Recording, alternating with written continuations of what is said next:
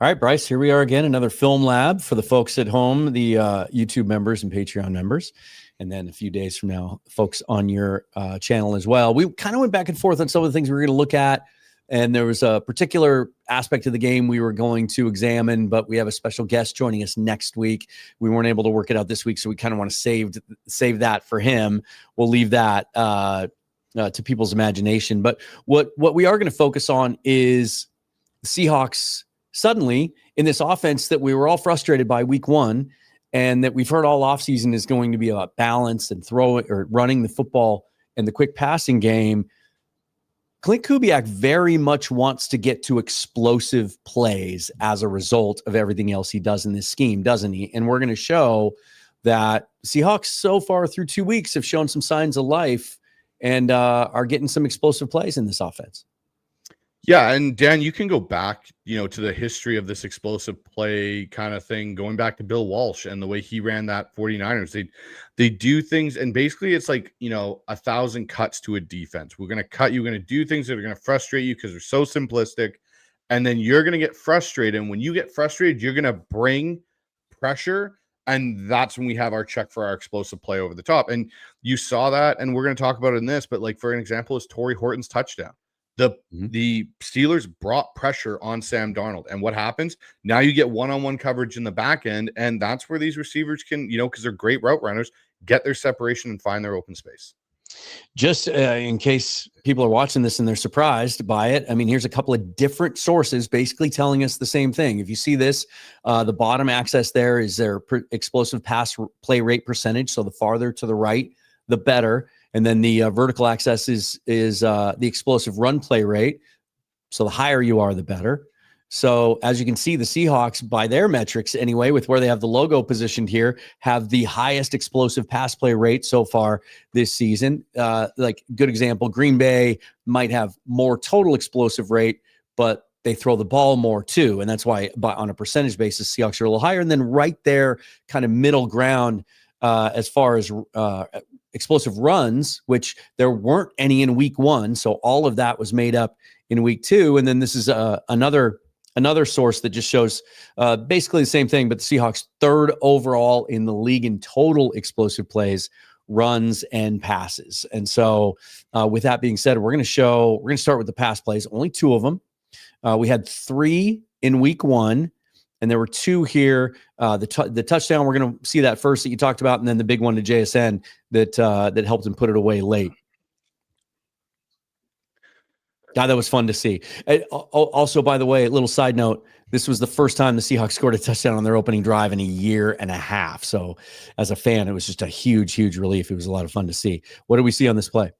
So a couple things you see on this play. One thing that I really like, and this is something that Clint Kubiak's brought to this offense, if you started it, look at the condensed split by Torrey Horton. So right now, as a quarterback, if I'm looking at this, I'm going, okay, they're in their traditional 3-4. They've got one safety rolled down in the box, which you can see there on the left hash, the hash closest to the screen, to the bottom of it. Then you got your safety single high, okay? And you got your corner, Jalen Ramsey, on Torrey Horton playing outside shade. So now Torrey Horton's going to have easy inside access, but Jalen Ramsey is also trying to get help from that safety in this coverage.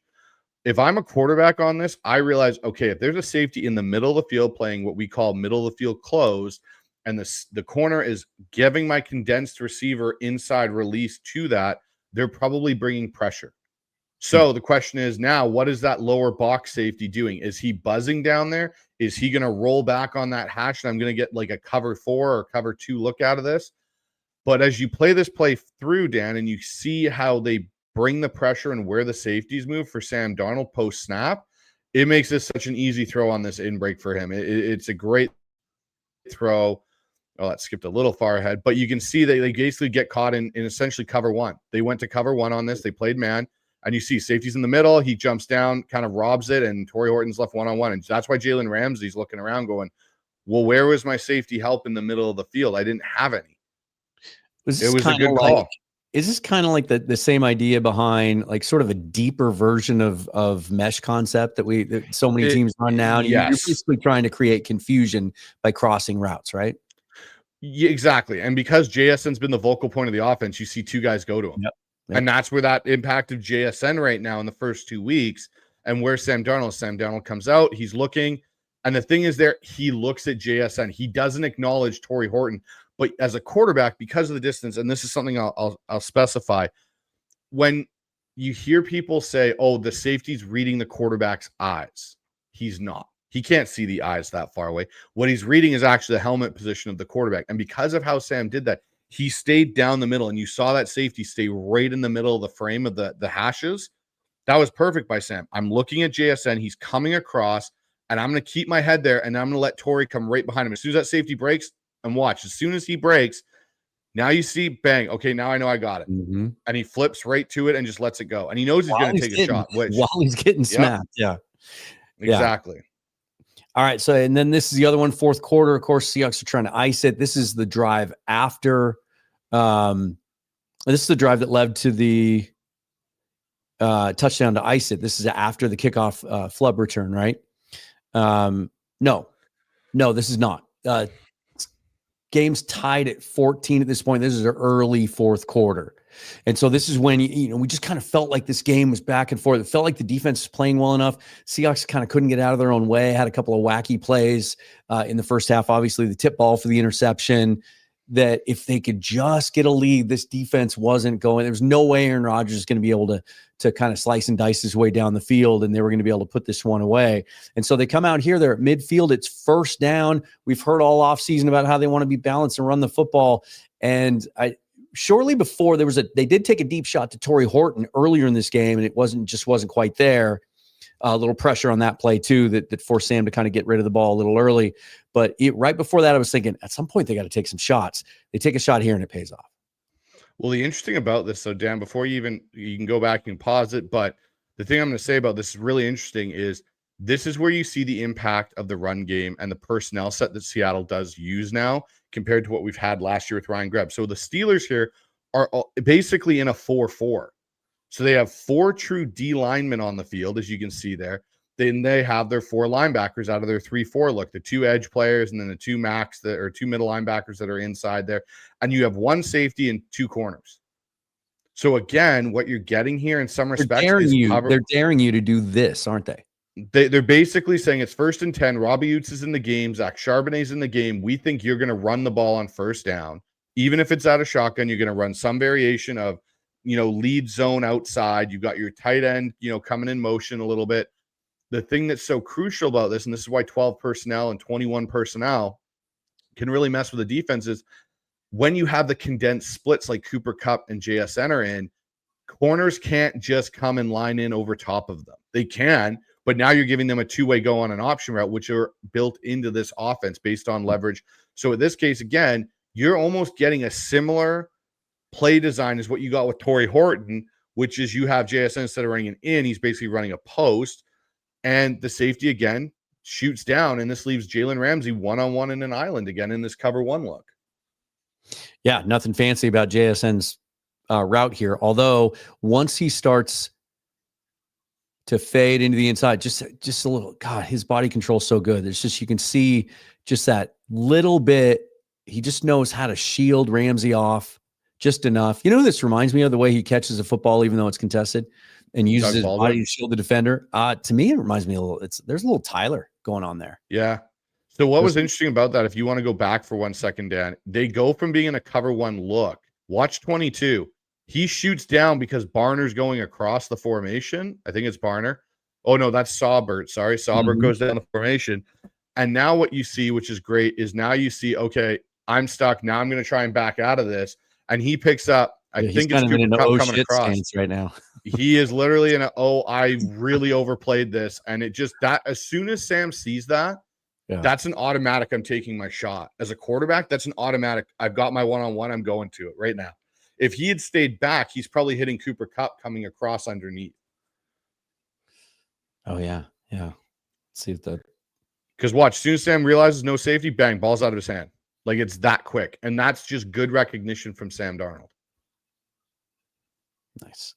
All right, let's take a look at the explosive run plays. As we said, there were 0 week 1, 4 this week, and it was enough to get him up for total explosive plays. Let's see here. Let's pause this here. So this is on the first drive, 1st and 10 at the Pittsburgh 46, a 13-yarder for Ken Walker off left guard. And again, your single high safety. This is what this offense is causing problems across the NFL now. This under center, get back to running the ball, is you're taking defenses out of what their personnel sets are for, which is too high.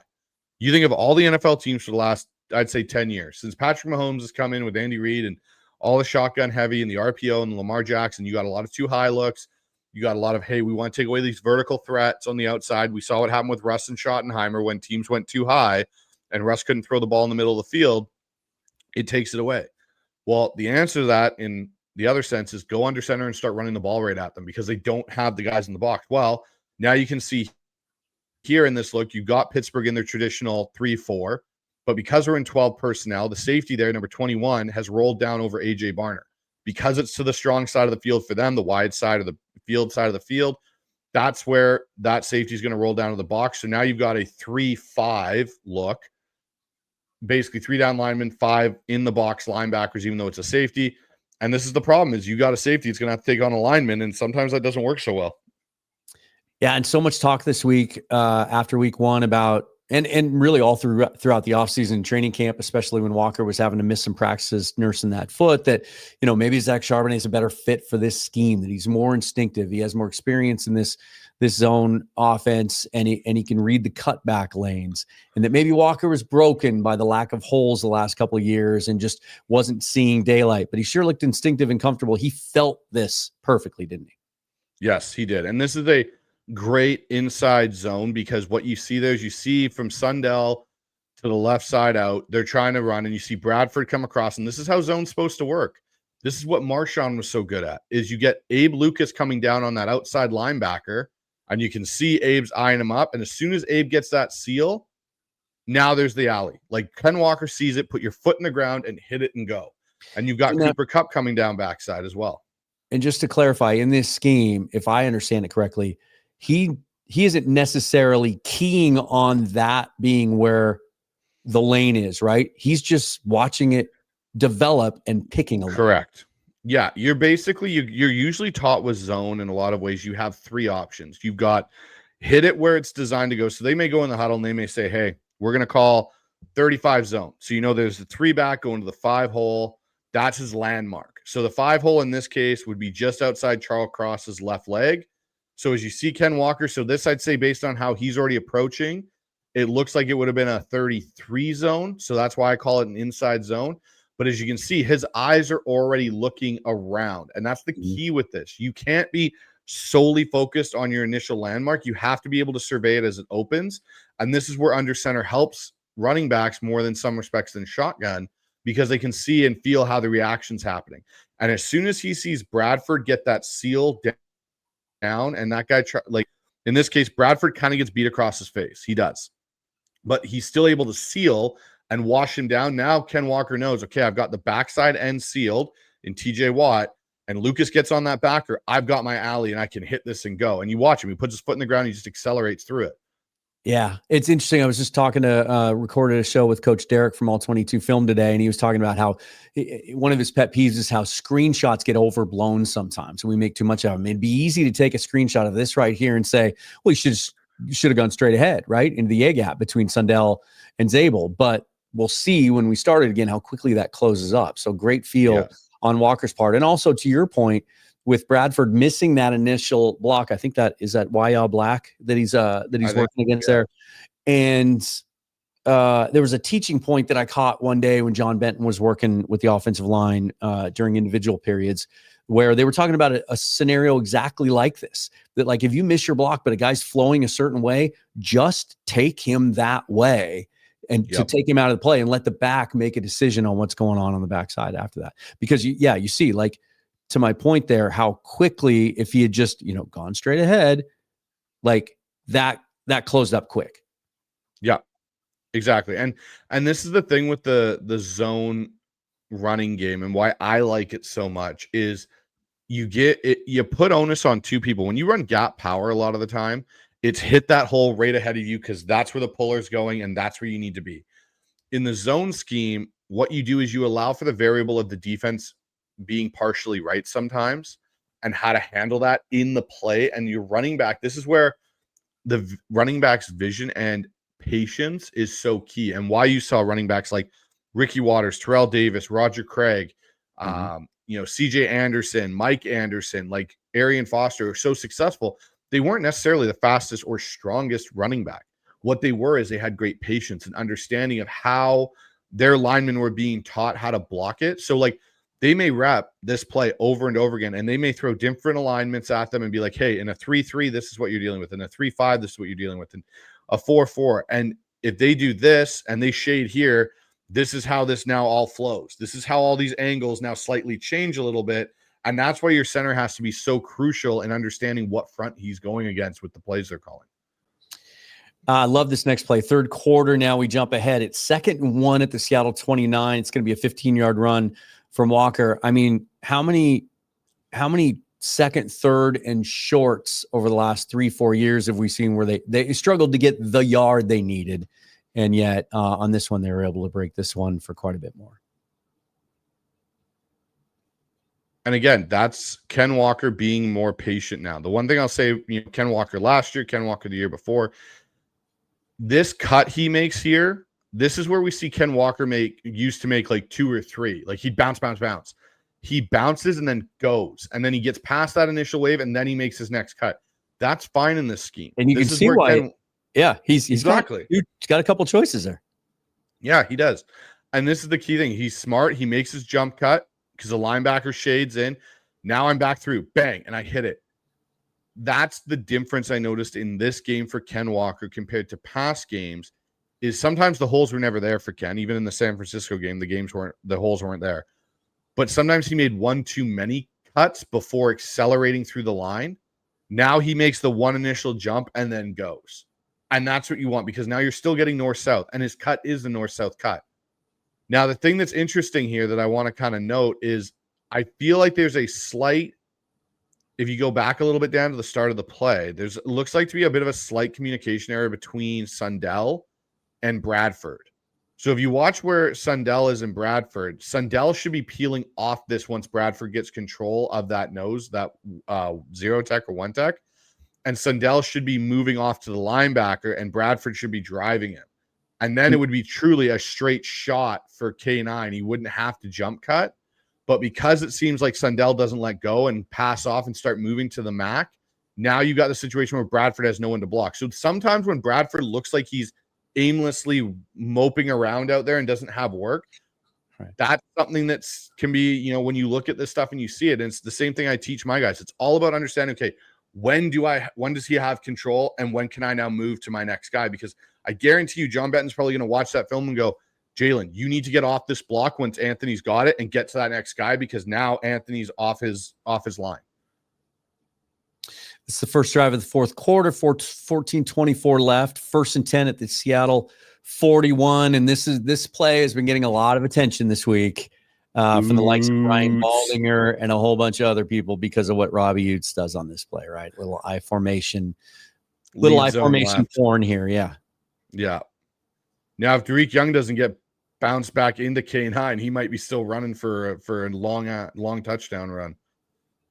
And again, this is here's an example of something what we are doing on offense is frustrating teams. If you go back, Dan, and roll this to just before the snap, look who's standing right beside Patrick Queen on the left side. Why is your top edge player now?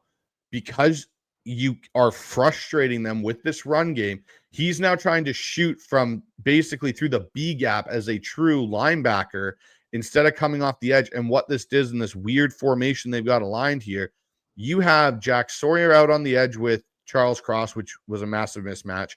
And you've got your safety down in the box. Like you are trying to find any way now to get TJ Watt involved because at this point he's kind of been not nearly as involved.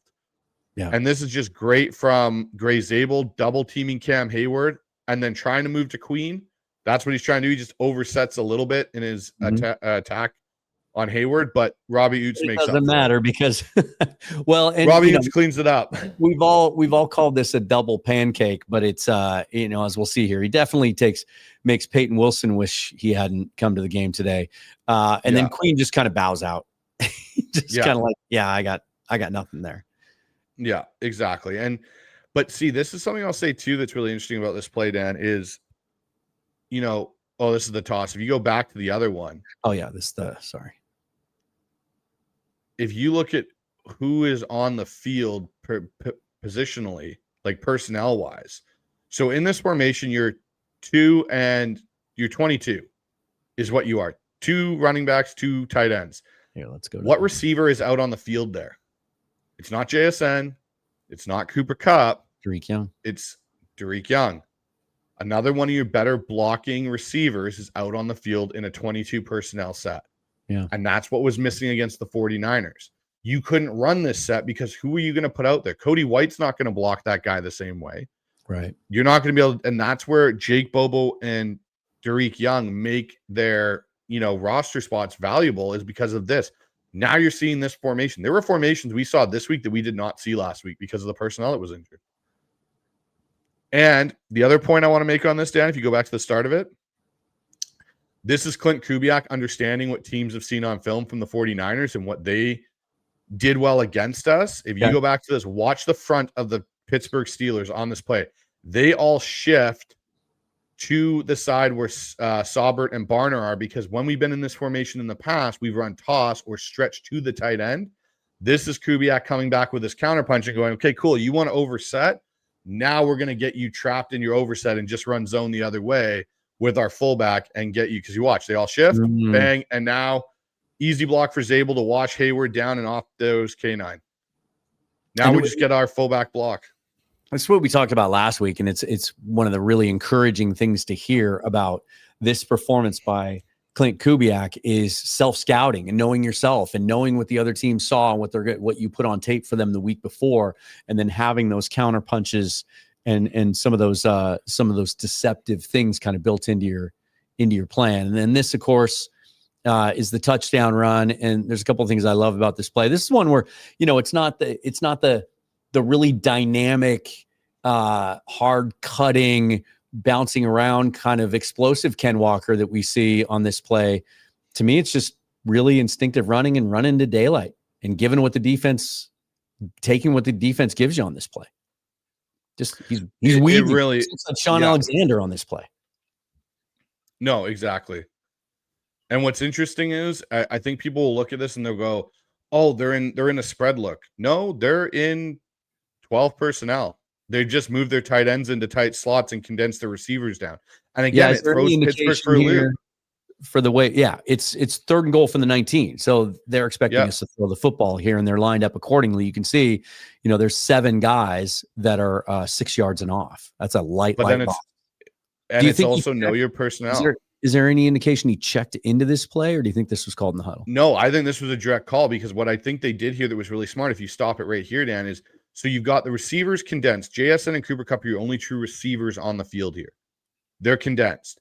You have Saubert and AJ Barner on the field as the inside slot guys, but they're not tight end aligned generally. They're standing up. They're in a 2-point receiver stance.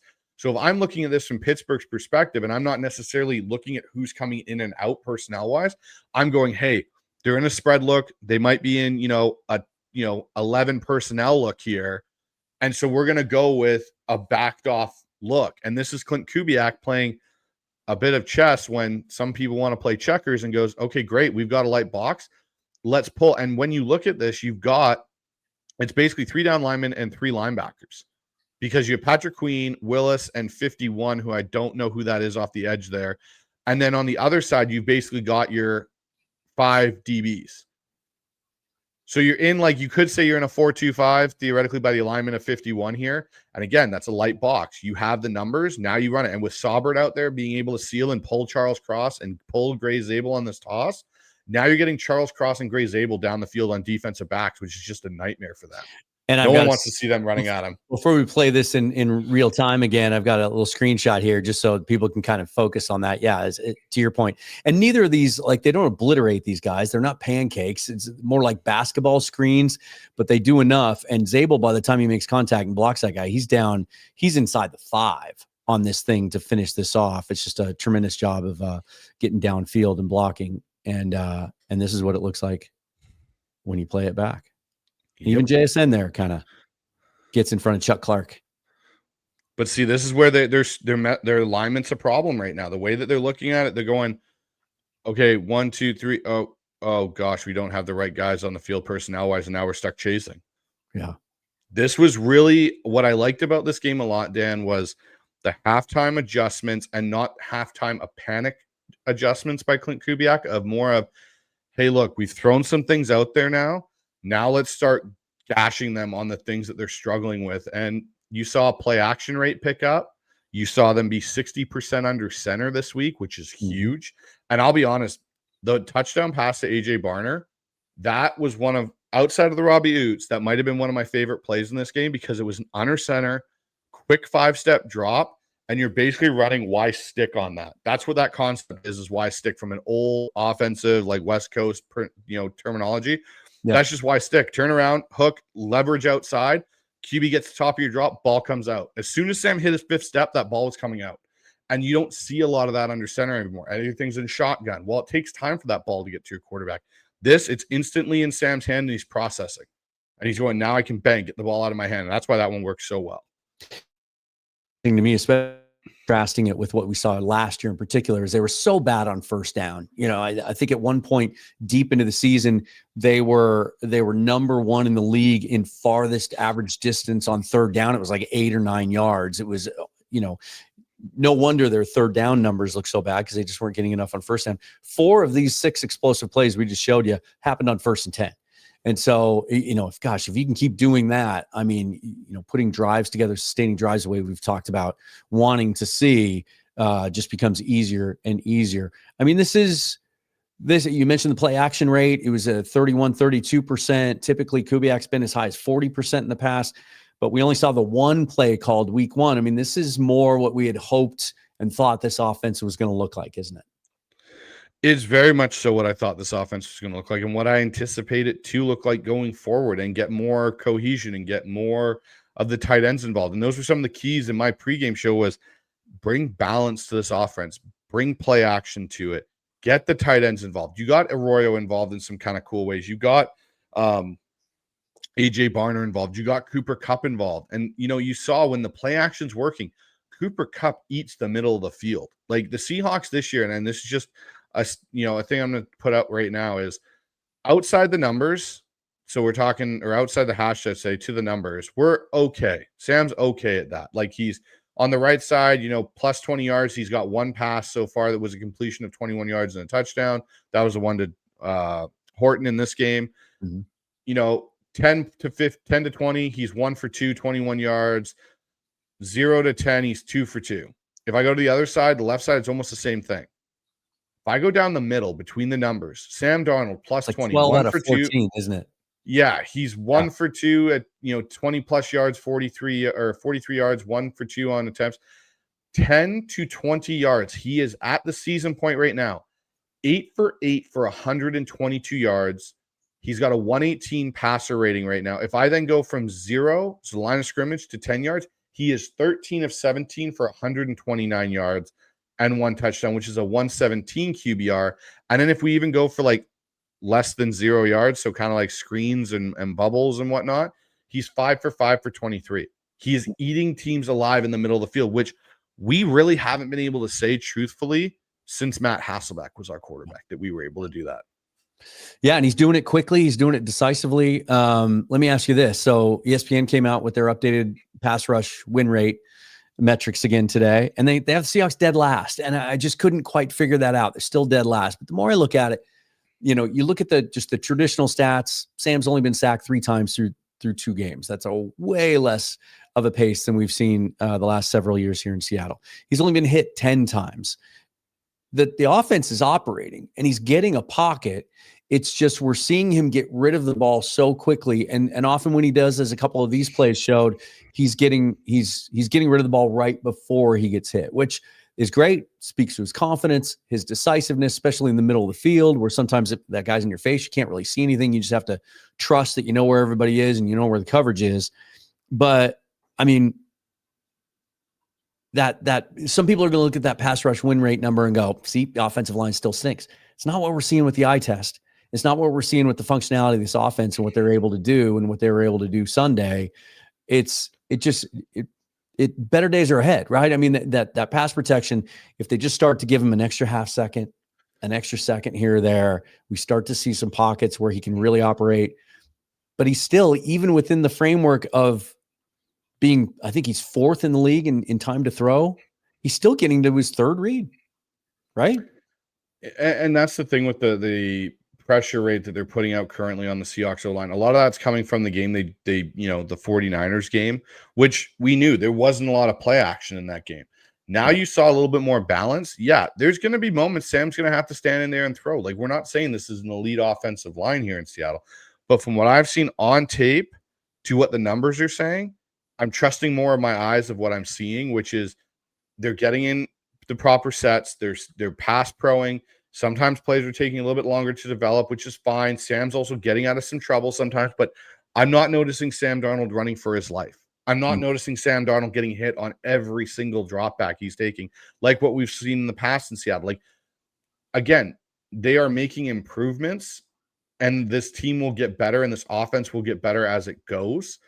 But the balance is the key. And the more they have games like this versus Pittsburgh, where it doesn't even take them to halftime to really start going, like they against the Saints team, they should be looking at this and going, okay, this is how we need to play, period. We need this mix right away.